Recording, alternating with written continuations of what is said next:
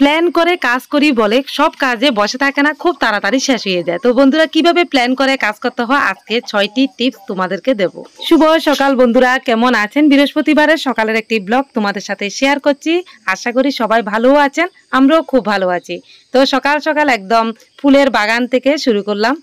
তো বন্ধুরা, প্ল্যান করে কাজ করলে কোনো কাজে বসে থাকবে না, সব কাজ শেষ হয়ে যাবে। এরকম 6টি টিপস তোমাদেরকে শেয়ার করব।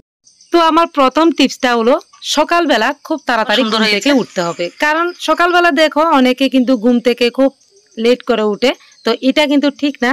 খুব তাড়াতাড়ি দেখো ঘুম থেকে একদিন উঠে দেখো, তাহলে দেখবে কাজগুলি কিন্তু খুব তাড়াতাড়িও শেষ হয়ে যাবে আর নিজের জন্য একটু টাইম থাকবে।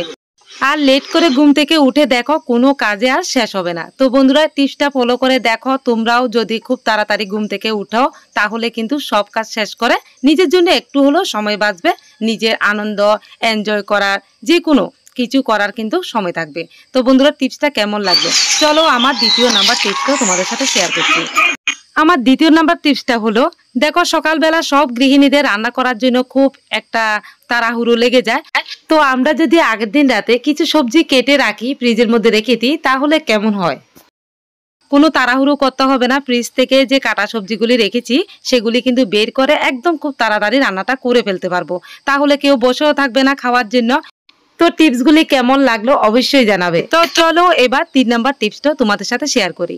অনেক সময় দেখবে যাদের বাচ্চা আছে বা বড়দের কাপড় ধোয়া থাকে, তো তোমরা কি করবে, ভাতটা বসিয়ে দেবে বা ডালটা বসিয়ে দেবে। তো এই সময়টা তোমরা বসে থাকবে না। এই সময়টা সবার বাড়িতে কিন্তু কাপড় ধোয়া, স্নান করা এগুলি থাকে। তো এর ফাঁকে তোমরা কিন্তু স্নানও করে ফেলতে পারবে আর কাপড়গুলিও ধুয়ে ফেলতে পারবে।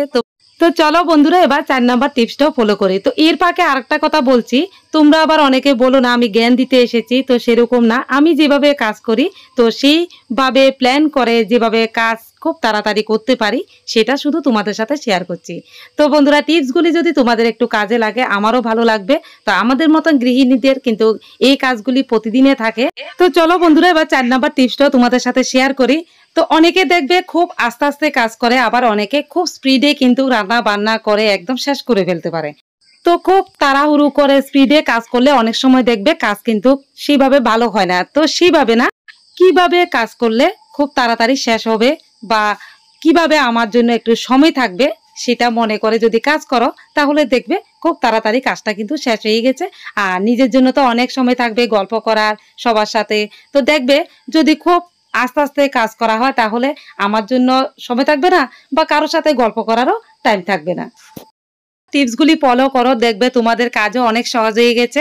একদম কাজকর্ম সবকিছু শেষ করে সবার সাথে গল্পও করতে পারো। এই দেখো বন্ধুরা, তোমাদের সাথে কথা বলতে বলতে একদম সন্ধে হয়ে গেল। এবার ঠাকুর পূজা দিতে যাব। তো আমার 6 নাম্বার টিপসটা হলো, পরিবারের সাথে বা ফ্যামিলির সাথে সবাই ভালো ব্যবহার করো। দেখবে ভালো সম্পর্ক থাকলে সবাই হাতে হাতে কাজ করলে তোমার আর কোনো কাজের চাপও পড়বে না আর নিজের জন্য অনেক সময় থাকবে। তো বন্ধুরা, ভিডিওটা আজকে এই পর্যন্তই। সবাই অনেক ভালো থাকো, সুস্থ থাকো। আর টিপসগুলি ফলো করে যদি তোমরা একটু উপকার হয় তাহলে একটা লাইক, কমেন্ট এবং শেয়ার করে দিও।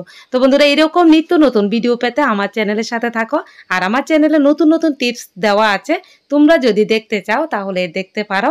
তো আজকে যে টিপসগুলির কথা বলেছিলাম এগুলি কতটুকু ভালো লাগলো বা খারাপ লাগলো তোমাদের, তো অবশ্যই কিন্তু কমেন্ট বক্সে জানিও আমাকে। তোমাদের কমেন্টগুলি আমি কিন্তু সবসময় পড়ি, কিন্তু সময়ের অভাবে অনেক সময় রিপ্লাই দিতে পারি না।